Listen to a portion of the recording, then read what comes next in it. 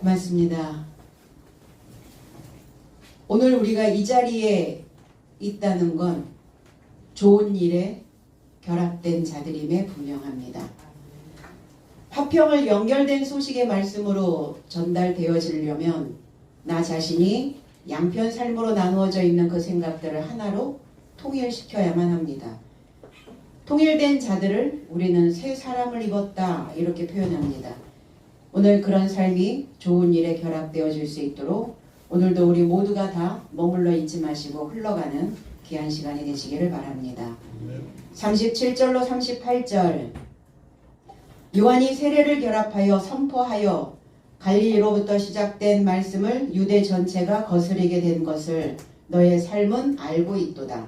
하나님은 나사렛 출신 예수를 성령과 능력으로 기름 바르듯 하셨으니 저가 좋은 일 하시고 마귀에 의해 압제받은 모든 삶을 고치시며 다니셨으니 이는 하나님이 그와 결합하여 계심이더라. 요한의 세례에 대하여 베드로가 한 번 짚고 갑니다. 고넬료가 세례를 이미 받았을 텐데 그리고 세례 요한에 대한 그 세례가 무엇인지를 고넬료는 알고 있을 겁니다. 그런데 짚고 가는 이유가 무엇일까? 그냥 어떤 일을 따지고 따져서 넘어가야 한다는 어떤 의미를 가지고 있죠. 그래서 내가 그 문제를 짚고 넘어갔어 이렇게 표현을 하죠. 그러면 우리는 오늘도 내 안에 존재되어지고 있는 내 안에 출렁거리고 있는 그 물들이 어떤 물인지 나는 과연 어떤 물에서 세례를 받았는지 오늘 한번 짚고 넘어가는 그러한 시간이 되어야 될 줄로 믿습니다. 요한이라고 하는 의미는 여호와의 총애 또 여호와께서 은혜를 베풀다 이런 의미를 가지고 있기도 합니다. 그리고 은혜를 받으려면 어떻게 해야 되냐? 구부리다 이런 의미도 가지고 있어요. 휘어져야 되겠죠. 그리고 요한은 저녁에 비낀 빛이 기울어지다. 그래서 세례 요한은 기울어 가고 있는 해요. 주님은 떠오르는 해다 이렇게 표현하면 좋을 것 같습니다. 그리고 요한의 그 이름 안에 진을 치다 라는 의미도 가지고 있어요. 진을 쳤다는 것은 오랫동안 그 자리에서 머물러 있는 자를 이야기하고 있어요. 그러니까 세례 요한은 그리스도 예수께서 오실 때까지 진을 치고 있었다는 겁니다. 시편 34편 7절에는 여호와의 천사가 주를 경외하는 자를 둘러 진치고 그들을 건지셨도다. 세례 요한이 진을 치고 있었던 것은 구원받고자 함이었다는 거예요. 오늘 우리도 이곳에 오랜 세월 진을 치고 있었고 여러분들도 이 자리에 진을 치고 있는 것입니다. 여호와 살기를 소망하는 자의 천사가 전파하는 자가 메신저 말을 전하는 자가 그리고 대리자가 여호와를 대신하여 일을 처리하는 대리자는 하나님의 결정하신 모든 일을 제대로 뜻대로 그 의미를 담아서 바르게 전달을 해야 되는 자를 천사라고 이렇게 성경은 표현합니다. 주를 경외하는 자, 주님을 두려워하는 자, 그 법 앞에 내 책무를 다하고자 두려워하고 있는 그 자를 둘러서 진을 치셨다는 거예요. 애워싸셨다는 겁니다. 테두리를 만들어줬다는 거예요. 인생들이 살아가면서 힘을 얻을 수 있는 곳이 어디냐? 테두리입니다. 테두리가 쳐져 있는 자가 있고 테두리가 없는 자들이 있죠. 테두리가 있는 자, 울타리가 만들어져 있는 자는 우리가 살면서 때로는 버겁고 힘이 들 때 그곳에 가서 우리의 삶을 맡기기도 합니다. 우리의 생각에도 분명히 테두리가 만들어져 있어야 돼요. 그래서 그 생각이 우리의 생각들을 너무 넘어가지도 않게 하고 너무 모자라지도 않게 만드는 그래서 딱 맞춤형으로 우리의 삶을 하나님과 함께 동행할 수 있도록 그 울타리는 그 테두리는 그렇게 만들어진다는 겁니다. 그래서 세례 요한이 진을 쳤다는 것은 테두리를 만들고 있는 거예요. 테두리를 그래서 그 테두리 안에 담겨져 있는 자들을 주님은 풀어주신다는 겁니다. 풀어진다는 것은 무슨 의미냐? 구원받는 자의 모습이죠. 벗겨지는 겁니다. 나의 무거운 죄가 벗겨지는 것. 그럼 벗겨지려면 어떻게 해야 되는가? 살쪄야 합니다. 아, 내가 몸에 살이 쪄서 예전에 입던 옷이 하나도 안 맞아. 벗겨지는 거죠. 무엇이 살이 쪄야 되나? 하나님의 말씀으로 풍성한 기름짐이 있어야 된다는 거예요. 풀어지려면 어떻게 해야 되는가?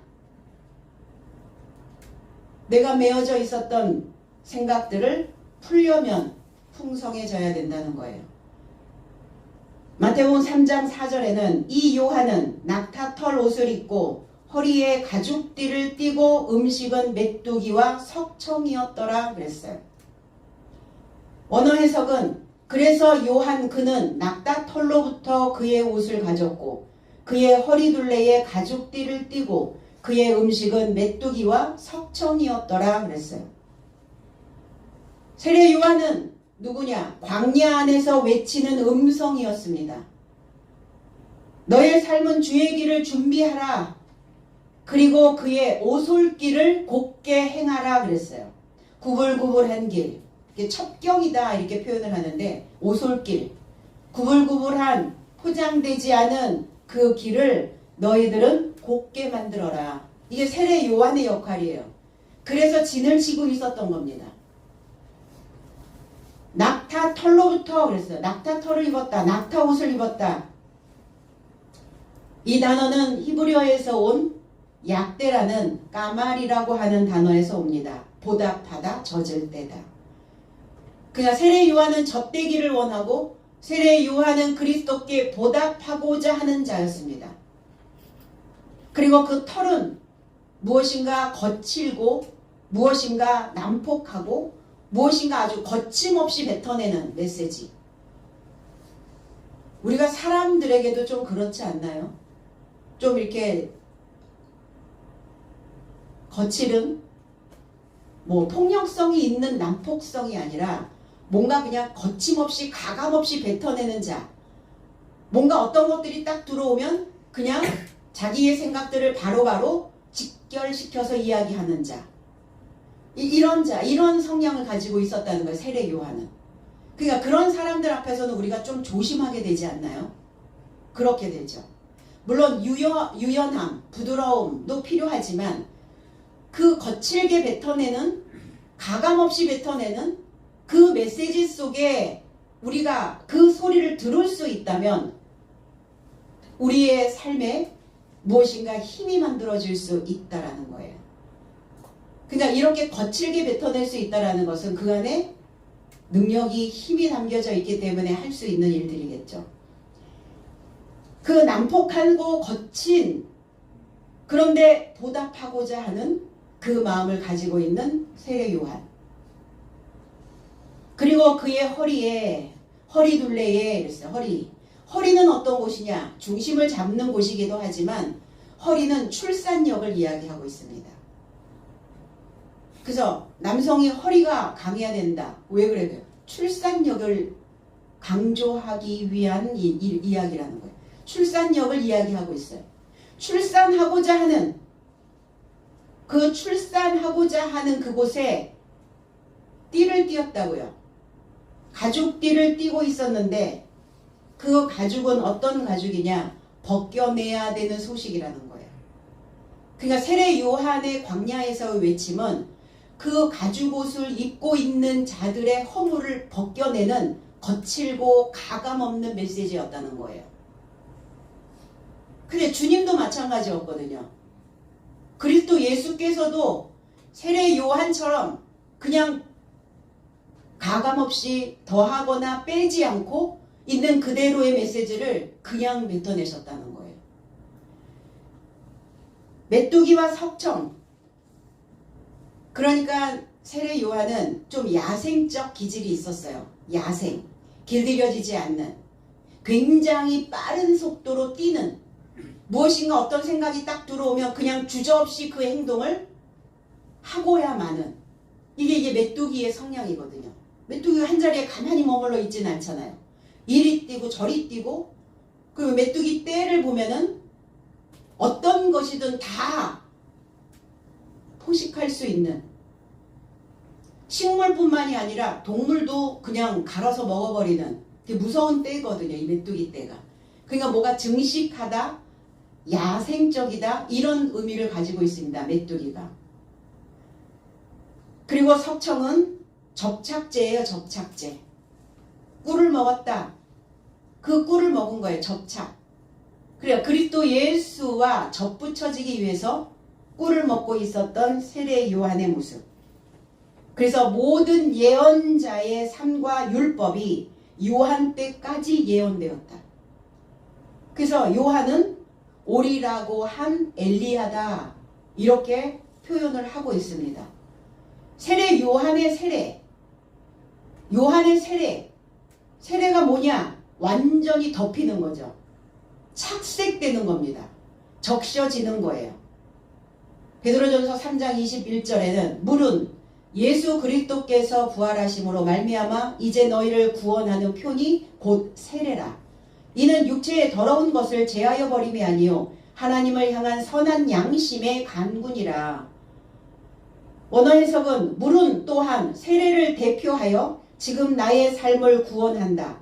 육체의 부패함을 제거함이 아니요 오히려 그리스도 예수의 부활로 인해 하나님의 이루는 선한 양심에 연결된 간청이다 이렇게 표현합니다. 그러면 세례가 무엇이냐? 세례는 우리가 구원을 받을 수 있는 표라고 이야기를 합니다. 그럼 하나님을 믿는다라고 말하는 모든 사람들은 다 세례를 받죠.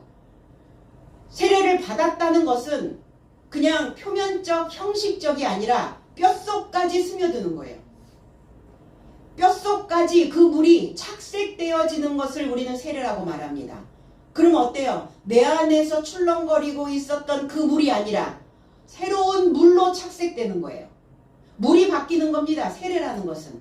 사상이 달라지는 거예요. 마음이 달라지는 겁니다. 생각하는 것이 달라지는 거예요. 이거를 세례라고 말합니다. 그러니까 내가 과거에 마음 먹고 있었던, 과거에 출렁거리고 있었던 그 생각들은 죽는 거예요. 죽고 새로운 물이 내 속에 스며드는 겁니다. 그래서 물에 수장된 자를 그리고 다시 부활되어질 수 있다라고 말합니다. 옛 구습, 옛 본성. 그러니까 세례를 받음으로 인하여 우리가 경험했던 옛 경험이 아니라 이제 시작, 새로운 경험의 시작이라는 거예요.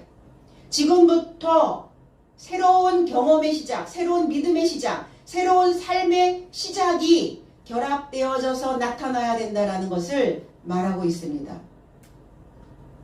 히브리어에서는 라하츠라고 하는 단어입니다. 목욕하다, 씻다 이런 의미를 가지고 있어요. 룻기서 3장 3절에는 그런즉 너는 목욕하고 기름을 바르고 의복을 입고 타작마당에 내려가서 그 사람이 먹고 마시기를 다하기까지는 그에게 보이지 말고 그랬어요. 보아스를 남편으로 맞이하기 위해서 신부로서 씻고 있는 모습입니다. 단장하고 있는 모습이에요. 그리고 예전의 롯의 상태에서 벗어나야 보아스를 남편으로 맞이할 수 있다는 거예요. 그러니까 목욕 재개하고, 그건 단순히 목욕을 하는 것이 아니라 착색되는 거예요. 보아스가 가지고 있는 그 물로 물들이라는 겁니다. 그래서 우리는 그렇게 얘기하죠. 나하고 마음이 잘 맞아. 나하고 마음이 잘 통해. 마음이 잘 맞고 마음이 잘 통한다는 것은 뭐예요? 내가 가지고 있는 물을 그 사람도 가지고 있고 그 사람이 가지고 있는 물을 내가 가지고 있을 수 있다는 거예요. 물의 출렁거림이, 물의 색깔이 비슷하다. 뭔가 동일한 어떤 공통 분모를 가지고 있다. 우리는 그렇게 표현을 할 때 마음이 잘 맞다 이렇게 표현을 합니다. 그러니까 보아스의 마음에 들기 위하여 오늘 룻은 자기가 가지고 있었던 그 물을 버리고 보아스가 가지고 있는 그 물로 적시고 있는 겁니다. 나옴이라고 하는 의미는 즐겁다, 유쾌하다, 상냥하다 이런 의미를 가지고 있어요. 유쾌해야, 쾌활해야, 즐거워야, 상냥해야 그 삶을 바라보게 된다는 겁니다. 우리는 상냥한 사람을 좋아하죠. 유쾌한 사람을 좋아합니다. 그리고 즐거움에 담겨져 있는 사람들과 함께 하고 싶어 합니다. 룻이라고 하는 의미는 루트라는 단어인데 친구라는 의미고 동지라는 의미고 친구로서 우정을 맺다. 또 이 단어가 가축을 돌보다 라는 의미를 가지고 있어요. 그리고 룻기서에 나온 룻은 누구냐? 여선지자입니다. 가축을 돌보는 자는 목자입니다. 그러니까 이 목자가 자기가 알고 있는 그 수준의 물을 버리고 보아스가 가지고 있는 그 주인의 물을 먹고 있는 겁니다. 먹고자 하는 거죠. 그를 남편으로 맞이하는, 그래서 과부의 삶을 버리고 남편이 있는 새 삶으로 출발하고자 하는 거예요. 보아스라고 하는 의미는 그 안에 능력이 있다라는 의미를 가지고 있어요. 누가 보아스겠어요? 성전의 기둥을 우리는 보아스와 야긴으로 표현을 합니다. 성전의 기둥이 되는 자,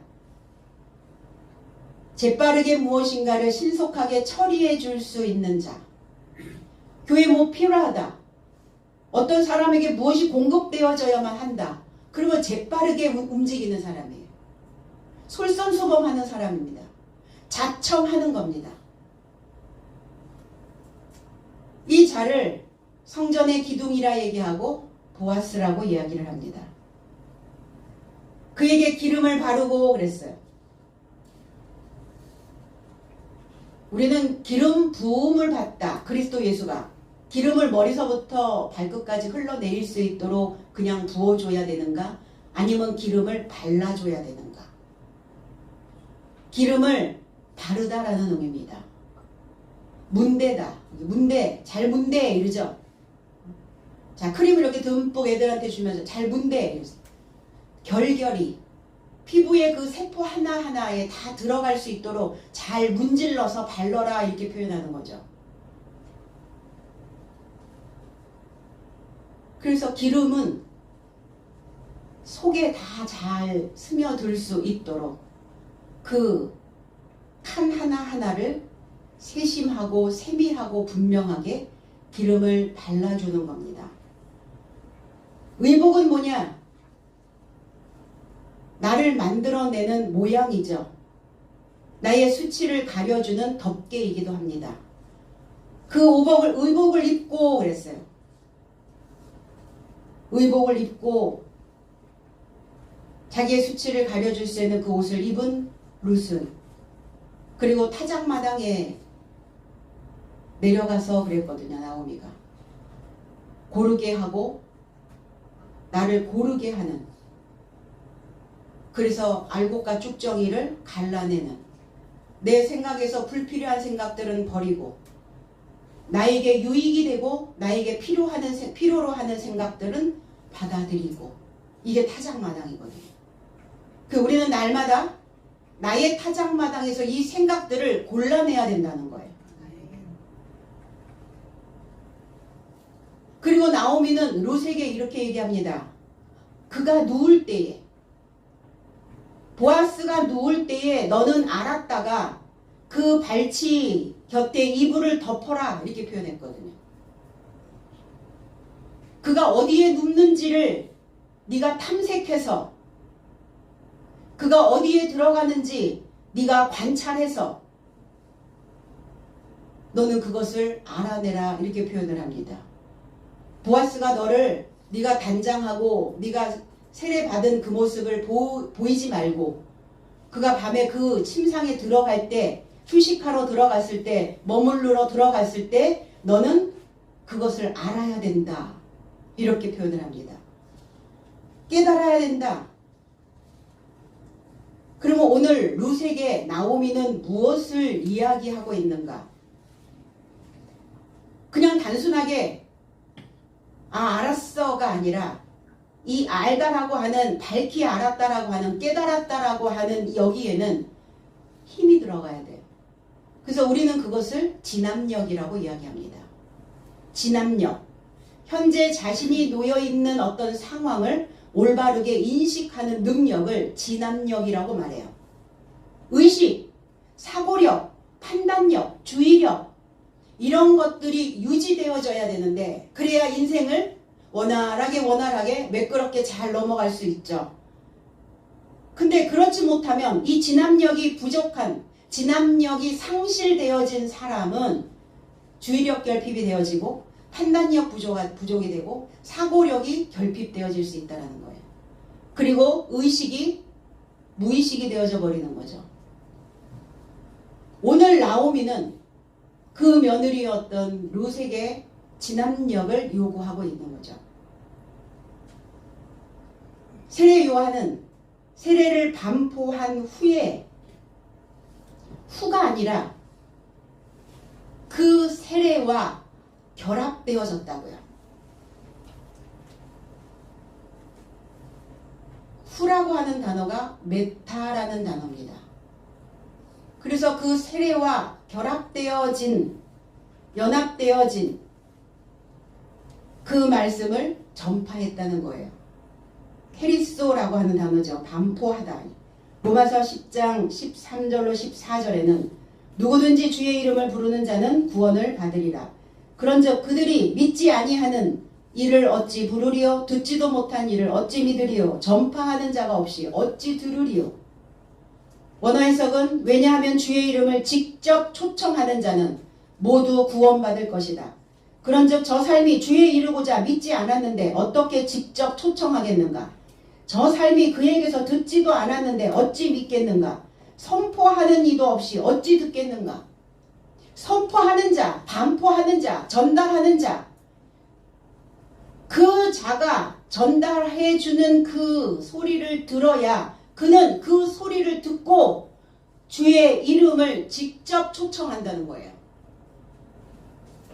우리는 구원이라고 하는 것을 어떻게 생각합니까? 교회만 다니면 구원 받았다라고 생각하는 거죠. 그렇지 않다라는 거예요. 복음의 소리를 듣고 그 연결된 소식이 들려오면 그 연결된 소식을 직접 초청하래요. 누가 초청해 주나요? 나는 못해도 나는 그 때를 놓쳐서 그 시기를 놓쳐서 그 소리를 듣지 못해서 내가 초청을 하지 못하면 누군가 초청해서 주나요? 그렇지 않다라는 거예요. 직접 초청하는 자는 모두 구원받을 것이다. 그러니까 주에 이루고자 믿어야 직접 초청할 수 있겠죠. 들어야 초청할 수 있겠죠. 들어야 믿어질 수 있고 믿어야 초청할 수 있다라는 겁니다. 그러니까 선포자의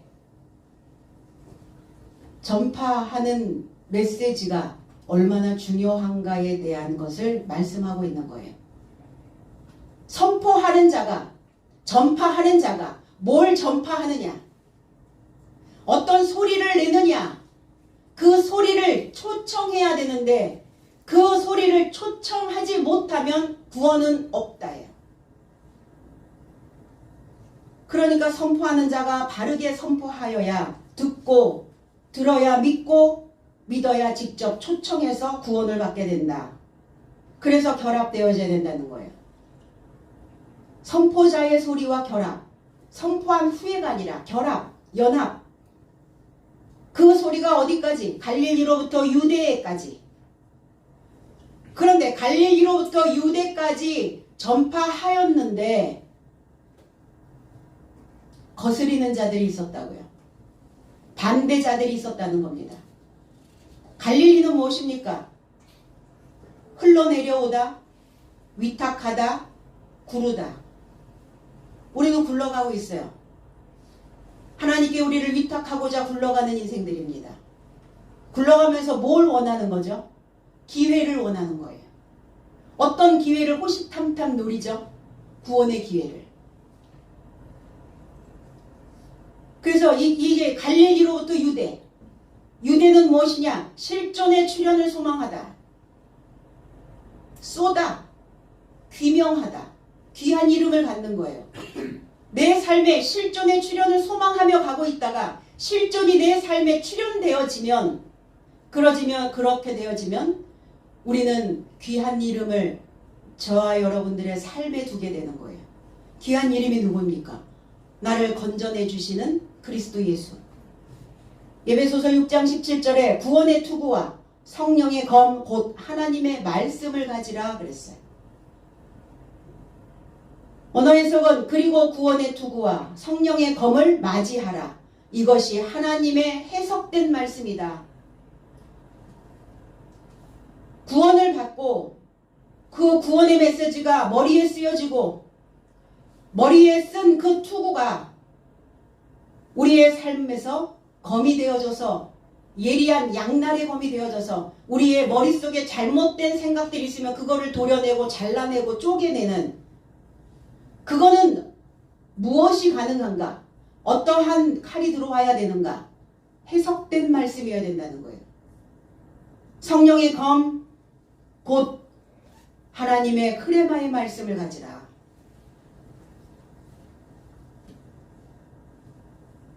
그리고 베드로전서 1장 25절에는 오직 주의 말씀은 세세토록 있도다 하였으니 너희에게 전한 복음이 곧 이 말씀이라.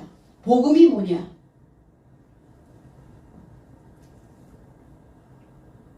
예수 천당 불신 지옥이 복음입니까? 그건 하나님을 알지 못했을 때 아주 원시적인 방법으로, 초보적 방법으로 예수를 믿으면 천당, 예수를 불신하면 믿지 않으면 지옥, 죽어서? 아니죠. 살아있을 때겠죠. 그 복음이 아니에요.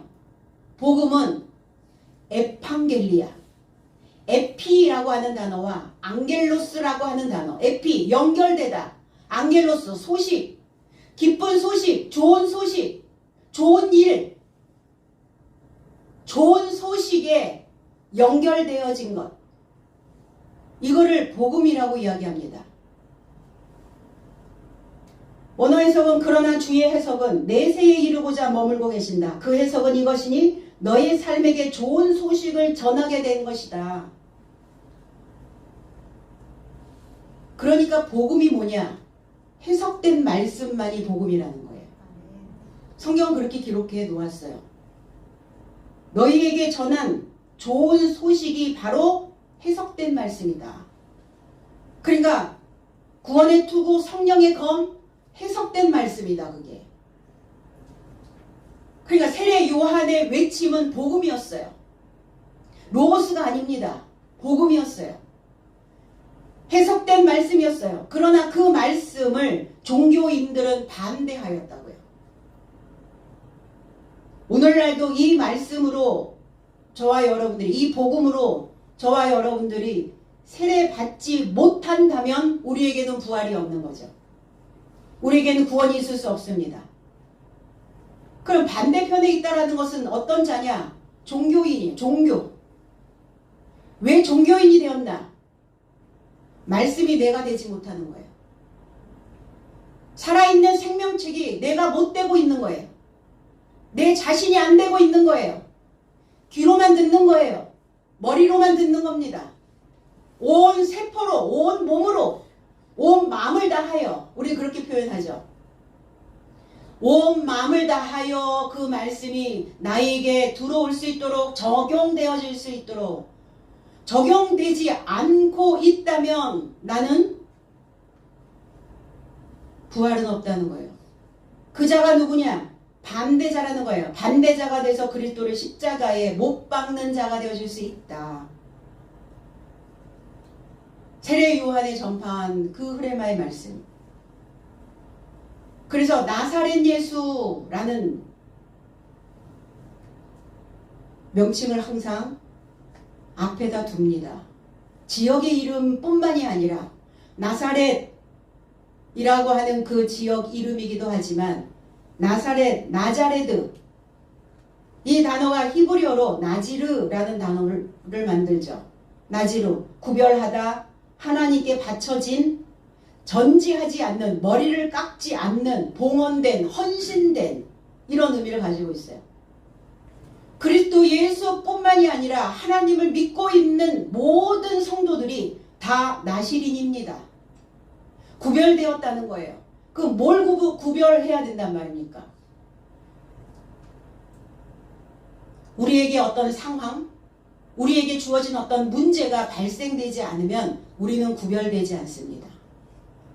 우리에게 어떤 고난이 왔을 때 세상 사람들과 똑같은 방법으로 풀고 가는지, 아니면 그 고난을 통해서 무엇인가 새로운 방법들을, 새로운 삶을 모색하고 가는지, 그래서 세상 사람들의 생각과 하나님을 믿고 있는 이 그리스도인들의 그 생각이, 해결력이 달라야 되는 거예요. 이거를 구별된 삶이라고 말하고 있습니다. 창세기 49장 26절에는 내 아버지의 축복이 내 선조의 축복보다 나아서 영원한 산이 한없음 같이 이 축복이 요셉의 머리로 돌아오며 그 형제 중 뛰어난 자의 정수리로 돌아오리로다. 그 형제 중 뛰어난 자, 뛰어났다라고 하는 이 의미가 나시린이라는 뜻이에요. 나지르, 나사렛. 그러면 구약에서부터 이미 나사렛은 존재해 왔다는 거예요. 이미 하나님은 우리를 구별하여 우리를 초청해 주셨다는 겁니다. 요셉 자체가 나시린이었어요. 구별된 사람입니다. 봉헌된 자였어요. 그리고 하나님께 나를 드린 자였다는 거예요. 그러니까 그 나시린의 삶에서 나시린이 나올 수밖에요. 요셉의 삶에서 그리스도 예수가 나오시는 겁니다. 구별된. 무엇이 구별되어야 됩니까? 생각이 구별되어져야 돼요. 극한 상황이 왔다 할지라도 달라야 해요. 그걸 원하고 계시는 거죠. 그걸 우리에게 요구하고 계시는 겁니다. 하나님은. 왜? 그 형제 중에 나를 선택하셨기 때문에. 무엇으로? 머리로, 뛰어난 자로, 나시린으로. 거룩한 영, 하나님의 성령, 그리고 하나님의 능력.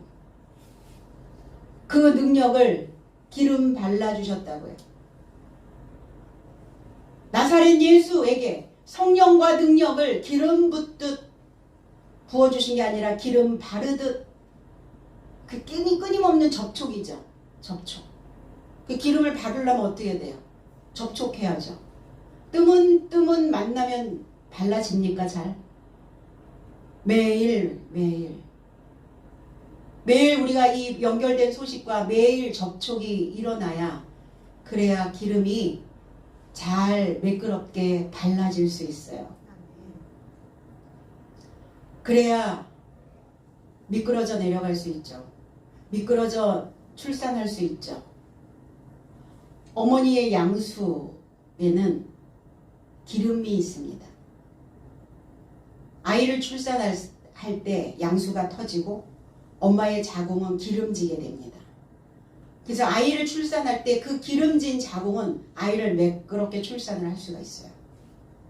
우리의 어떤 생각도 마찬가지죠. 우리의 사고력도 마찬가지입니다. 내 생각이 기름져 있으면 매끄러워져서 그 생각들을 쑥 지나갈 수 있게 내보냅니다. 기름지지 못한 자는 다 칸칸이 막아서 그 생각들이 방출되지 못하도록 다 막아버려요. 그러니까 접촉이 중요하다는 거예요. 말씀과 매일 묵상하고 말씀과 늘 접촉. 이게 기름을 바르는 자의 모습이라는 겁니다. 다가오죠. 크리스마스. 크리스마. 기름이란 단어가 이 크리스마라는 단어예요. 크리스마스가 예수 그리스도의 탄생이 뭐하는 날이냐? 기름을 바르는 날입니다. 요한일서 2장 20절에 너희는 거룩하신 자에게서 기름 부음을 받고 모든 것을 아느니라. 원어해석은 그리고 너의 삶은 거룩하신 자로부터 기름 바름을 지니고 모든 삶을 알아보았느니라 그랬어요. 기름을 바르고 모든 삶을 알아본다. 그 모든 삶 속에는 하나님과 나의 삶이 포함되어져 있어요. 나를 보는 자는 하나님을 본 자요. 하나님을 본 자는 나를 본 자다. 내 속을 볼 수 있는 자는 내 속에 하나님을 볼 수 있는 자고, 하나님을 보았다라는 것은 내 속을 보고 있다라는 겁니다. 사람의 힘이 어디에서 나오죠? 육체에서 나오지 않습니다. 사람의 힘은. 사람의 육체를 이끌어 갈 수 있는 힘은 사고력에서 나와요. 그러니까 우리에게는 진압력이 필요한 겁니다. 알아봐야 되는 거예요. 내가 지금 어느 지역을, 어느 곳을 지금 통과하여 가고 있는지, 나의 날이 몇째 날을 지금 지나가고 있는지를, 그리스도 예수가 오셔서 우리에게 기름을 바르실 때의 상황이 어떠하셨는지, 내 몸에 찰싹 달라붙어 있는 첫 아담으로부터 그 본성의 그 옷, 붙어 있는 그 옷들을 다 벗겨내야만 기름이 발라질 수 있었어요. 그러니까 그거를 지금 너무 오랜 세월 안 벗다 보니까, 똑같은 패턴으로 늘 사고를 하다 보니까 그게 너무 밀착되어져서 찰싹 달라붙어 있는 거예요. 말하는 패턴 바꾸셔야 합니다. 반응하는 것도 바꾸셔야 해요. 그래서 사람들은 그렇게 얘기하죠. 내가 어떤 말을 했는데 반응이 그러네. 너 잘났다, 이렇게 얘기하죠.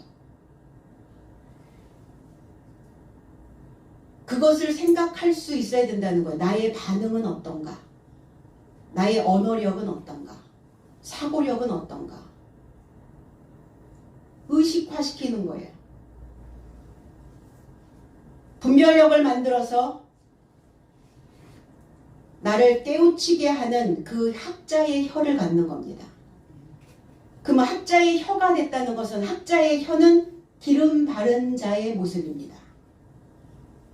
그래서 이 혀 끝에서 나오는 그 매끄러운 메시지가, 어떨 때 매끄럽죠? 이어질 때 매끄럽죠.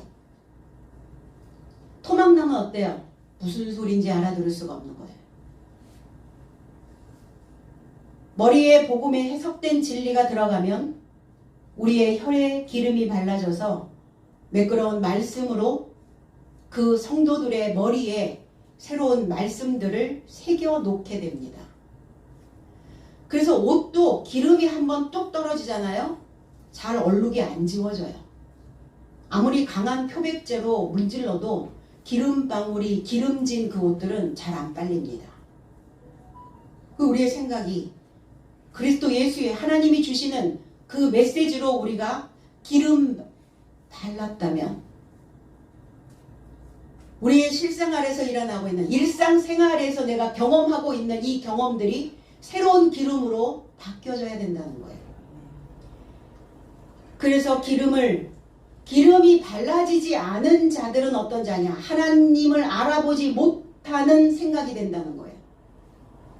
요한복음 8장 43절로 45절에는 원어 해석에는 어찌하여 나의 말을 알지 못하느냐? 이는 내 말을 들을 수 없음이요. 너의 삶은 마귀인 아비에게서 난 삶이니 너희 아비의 정욕을 너의 삶도 행하려 하는구나. 저는 시작부터 살인한 자요. 진리가 그 안에 없으므로 진리 안에 서지 못한 것이다. 그가 거짓말할 때면 자기 삶에서 난 것으로 말하나니 이는 그의 아비가 거짓말쟁이더라. 그래서 내가 진리를 말하여도 너희가 나에게 믿지 아니하는도다. 우리는 악마를, 마귀를, 사탄을 이렇게 얘기했죠. 처음엔 하나님의 천사였는데 그 천사가 자기 욕심으로, 욕망으로 인하여 타락을 했어. 그래가지고 타락을 한 나머지 사탄이 된 거야. 악마가 된 거야. 마귀가 된 거야. 라고 우리는 그렇게 생각을 하죠. 성경은 그렇게 얘기하지 않아요. 처음부터 사탄이었다는 거예요. 처음부터 마귀였다는 거예요. 처음부터 거짓말쟁이였다는 거예요. 왜? 시작부터 살인한 자요. 가인의 후예입니다. 시작부터. 왜 거짓말장이가 되었나? 왜 살인한 자가 되었나? 왜 마귀가 되었나? 진리가 그 안에 없으므로, 이렇게 얘기했어요. 기름이 발라지지 않는 자들이 있어요. 기름을 바르면 겉도는 사람들이 있어요. 왜 그래요? 너무 땅이 황폐되어져 있어요. 너무 오랫동안 오염에 노출되어져 버렸단 말이에요. 그러다 보니까 기름을 아무리 거기다가 발라도 기름이 먹지를 않아요. 기름이 들어가면 겉돌아 버린다고.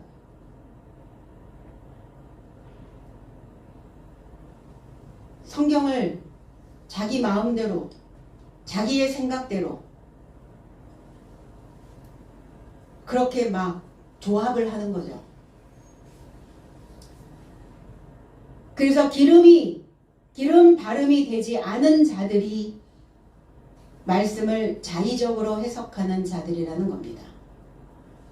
자기 멋대로 이거는 빼고 이거는 더하고. 어떤 분이 저한테 이렇게 질문을 합니다. 하나님이 악을 만들었다는 게 이해가 안 됩니다. 사탄이 만들었다면 이해가 되는데 하나님께서 왜 사탄을, 마귀를, 악을, 왜 어두움을 왜 만드셨을까요? 저는 그걸 믿지 않습니다. 이렇게 얘기했어요. 성경에 이거는 믿고 저거는 안 믿고 그렇게 하면 안 됩니다. 그 근간을 흔드시면 안 됩니다. 기록되어져 있는 그대로를 믿고 그 대신 그 안에 기록되어져 있는 내용이, 해석이 어떤 것인지 어떤 의미인지를 배워야 되는 것이지, 악은 하나님이 만드신 게 아니니까 난 그걸 믿을 수 없어. 그럼 믿음이 없는 자죠. 그럼 하나님을 믿는 자가 아닌 거죠. 악마는 창조자가 아닌데 어떻게 악을 창조했겠어요. 그래서 하나님은 어두움도 짓고 빛도 창조하고 어두움도 지으셨대요. 빛도 창조하셨대요. 건강함도 창조하셨지만 병든 것도 지으셨다는 거예요. 그래서 그 악도 사탄도 마귀도 다 하나님이 부리는 종이었어요. 그 안에 진리가 없어요. 근데 우리는 가인의 후예였기 때문에 진리를 향하여 갈 수 있는 자가 있고 그렇지 않은 자가 있더라 이거예요. 무엇의 문제였는가? 마음의 문제였겠죠. 주님은 착한 일을 행하시고 그랬어요. 그리스도 예수께서 오셔서 하신 게 뭐냐? 착한 일. 착하다라고 하는 이게 유엘게테오, 유라는 단어, 좋다라는 단어입니다. 좋은 일. 좋은 일이 뭡니까? 선행을 베푸는 겁니다. 인정을 베푸는 일은 자비를 베푸는 일입니다. 사람을 건져내는 일이에요. 디모데전서 6장 2절에는 믿는 상전이 있는 자들은 그 상전을 형제라고 가볍게 여기지 말고 더 잘 섬기게 하라. 이는 유익을 받는 자들이 믿는 자요 사랑을 받는 자임이라. 너는 이것들을 가르치고 권하라. 여기서 유익이라고 하는 단어가 좋은 일이라는 뜻이에요. 원어 해석은 믿는 상전을 가진 삶은 상전을 형제라고 가볍게 생각지 말고 오히려 더욱 섬기라. 이는 좋은 일로 후원하는 삶이 믿는 삶과 사랑하는 삶인 것을 너는 가르치고 권면하라. 좋은 일이 뭐냐? 믿는 일과 사랑하는 일이래요. 좋은 일이 뭐냐? 후원하는 삶이래요. 뭘로 후원합니까? 내가 가지고 있는 모든 것으로 후원하는 거예요. 내 머릿속에 있는 지식으로 후원을 해야 되는 자들은 지식으로 후원하고, 내가 가지고 있는 물질로 후원을 해야 되는 자는 물질로 후원하고, 나의 온 삶이 내게 주어진 그 모든 삶으로 우리는 후원하는 거예요. 그 후원하는 그 삶 속에는 무엇이 있느냐? 믿음이 있고 사랑이 있대요. 우리는 그것을 가르치는, 그것을 권면하는 그 좋은 일에 결합되어져라. 주님이 하셨던 좋은 일입니다. 그 상전이 누굽니까? 그리스도 예수였어요. 유대인들은 그리스도 예수, 형제라 우리를 부르시기를 부끄러워 아니하셨어요. 그 형제가 상전이라 하여, 주인이라 하여, 통치자라 하여 너희들은 가볍게 생각하지 말라. 그래서 섬기고 믿고 사랑하는 그 삶이 좋은 일에, 그러려면 이 좋은 일에 결합되어지려면 종의 멍에로 붙잡히지 않아야 됩니다. 종의 신분에 있는 자는 믿을 수도 없고 후원할 수도 없고 사랑할 수도 없어요. 이 좋은 일에 결합되어질 수도 없다라는 겁니다. 종이 어떻게 이 좋은 일에 결합될 수 있겠어요? 끌려다닐 뿐이지. 무엇에 끌려다니는가? 나는 어떤 생각에 끌려다니는 거기에 매여 있는 종으로 살고 있는가? 현대판 노예, 21세기의 노예 너무나 많습니다. 그래서 붙잡히지 않은 자유자만이 이 좋은 일에 결합되어질 수 있다. 그 마귀의 눌림, 디아볼로스란 단어예요. 비난하다, 비방자. 히브리어에서는 이게 사탄이란 단어입니다. 대적이 되다, 저항하다, 반대하다, 공격하다. 이 마귀는 형용 대명사예요. 사탄은 명사입니다. 그러니까 마귀가 내 안에 그림 그려져 있다가 이게 내 삶의 실체로는 사탄으로 나오는 거예요. 마귀가 시험했는데 주님은 사탄을 물리칩니다. 마귀에게 시험 받았어요. 형용사예요. 그림입니다. 그런데 사탄이 명사이기 때문에 실체이기 때문에 이 사탄아 내 뒤로 물러가라. 우리 안에 그림 그려져 있는 그림을 바꾸는 겁니다. 신앙생활은 뭐냐면 예배는 뭐냐면 진리의 말씀에 내가 들어가야 되는 이유가 뭐냐면 우리는 내 바탕에 이미 밑그림이 그려져 있어요. 그 밑그림 바꾸는 작업하는 겁니다. 그냥 밑그림을 못 바꾸면 어떻게 돼요? 입에서 끊임없이 부정적인 소리들을 쏟아냅니다. 안 될 것 같아, 불가능할 것 같아, 원망, 불평, 불만, 끊임없이 민원 제기를 하죠. 하나님은 언제까지 민원 처리를 해주실까요? 그만큼 키워놨으면 스스로 민원 처리를 좀 해주셔야 되는데 언제까지? 어린아이적인 그 사고에 있을 때는 다 민원 제기를 해주시면 민원이 들어가면 다 해결해 주셨다는 게 백성들이 민원을 제기하면.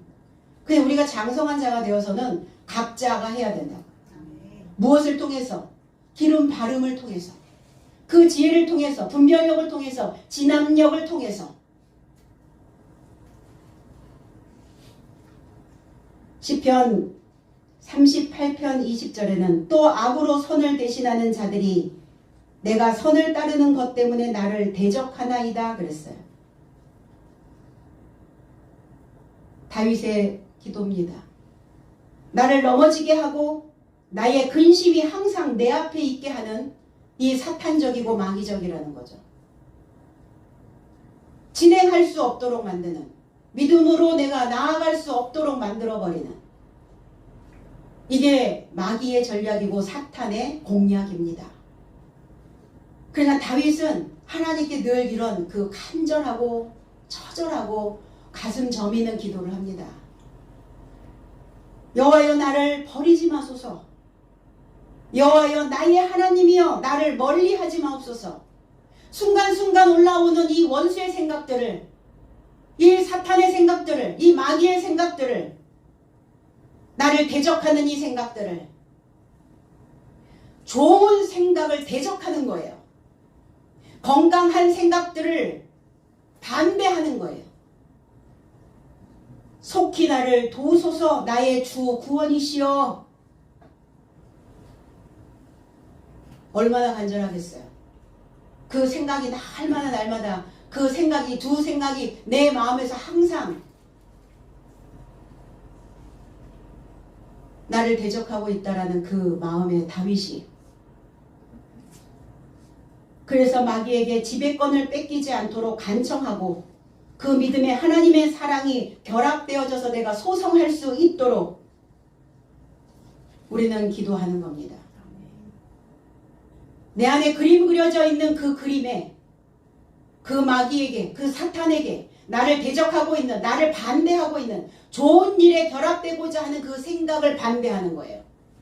그 생각을 자꾸 거스르게 만드는 겁니다. 그렇게 압박당하고 있다면 고쳐주시겠다는 겁니다. 언제요? 지금이요. 언제? 이날. 마귀에게 압제당하고 있는 것을 온전케 하신다. 치유하신다고요. 이 단어가 히브리어로 넘어가면 할람이라고 하는 단어와 라파라고 하는 단어를 만들어냅니다. 할람이라고 하는 단어는 견고하게 묶다. 그러니까 치유되려면, 고침을 받으려면 헐거워져 있어서는 안 된다는 거예요. 단단하게 묶어야 된다는 거예요. 무엇으로? 하나님의 말씀으로, 복음으로 묶어야 된다는 거예요. 치료되어지고 수선되어지려면 뭘 해야 되냐? 이 머리를 하나님의 입으로 교육해야 됩니다. 뭐 때문에 힘들다고요? 머리 때문에. 머리에 새로운 물이, 새로운 지식이, 그래서 내 입으로 하나님의 말씀을 뱉어내는 거예요. 이사야 57편 19절로 21절에는 입술의 열매를 창조하는 자 여호와가 말하노라. 먼데 있는 자에게든지 가까운 데 있는 자에게든지 평강이 있을지어다. 평강이 있을지어다. 내가 그를 고치리라 하셨느니라. 그러나 악인은 평온함을 얻지 못하고 그 물이 진흙과 더러운 것을 늘 솟구쳐내는 요동하는 바다와 같으니라. 내 하나님의 말씀에 악인에게는 평강이 없다 하셨느니라 그랬어요. 마귀에게 압제당하는 자를 오늘 고치신다고 말씀하십니다.